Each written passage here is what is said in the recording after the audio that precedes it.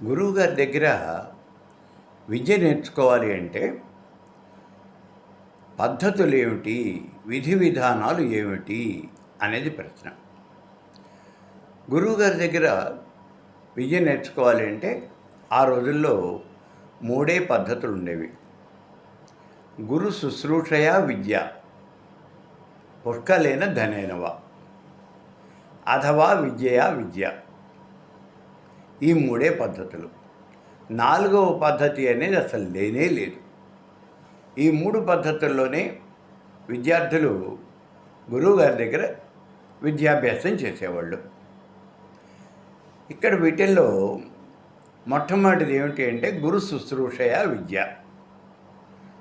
గురువుగారి దగ్గర శిష్యరికం చేసి విద్య నేర్చుకోవటం. ఆ రోజుల్లో ఎక్కువ మంది ఇదే పద్ధతుల్లో విద్యాభ్యాసం చేసేవాళ్ళు. ఈ పద్ధతిలో ఏం జరిగేది అంటే గురువుగారి దగ్గరికి వెళ్ళేవాడు, ఆ గురుకులంలో చేరేవాడు, గురువుగారికి శిష్యరికం చేసేవాడు. శిష్యరికము అంటే ఏమిటి? ఆశ్రమంలో కావలసినటువంటి పనులన్నీ శిష్యులే చేసేవాళ్ళు. ఆశ్రమంలో ఒకటేమిటి, అన్ని రకాలైనటువంటి పనులు కూడా ఈ శిష్యులే చేసేవాళ్ళు.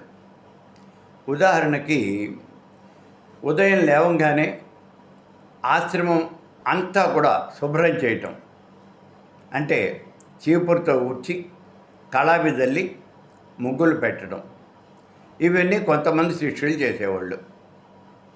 ఇంకొంతమంది ఆవులకి, గోశాలలో ఆవులకి మేత వేసేవాళ్ళు. ఇంకొంతమంది వచ్చి ఆవుల్ని అడవికి తోలికెళ్ళేవాళ్ళు. ఇలా రకరకాల పనులు చేసేవాళ్ళు. ఇది శుశ్రూష. పుష్కలేన ధనేనవ. గురువుగారు అడిగినంత ధనాన్ని ఇచ్చి ఆయన దగ్గర విద్య నేర్చుకోవటం అనేది ఒక పద్ధతిగా ఉండేది. కానీ ఈ పద్ధతి ఎక్కువ మంది పాటించేవాళ్ళు కాదు. ఇక ఇందులో మూడవ పద్ధతి ఉంది, అథవా విద్యయా విద్య.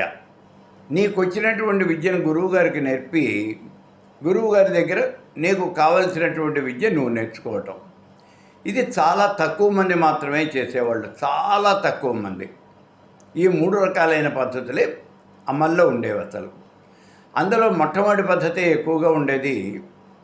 మనకి భాగవతంలో కృష్ణుడు కూడా సాందీపుడి దగ్గరికి వెళ్ళి గురుకులంలో ఉండి ఆయనకి శుశ్రూష చేసి ఆ విద్య నేర్చుకున్నాడు.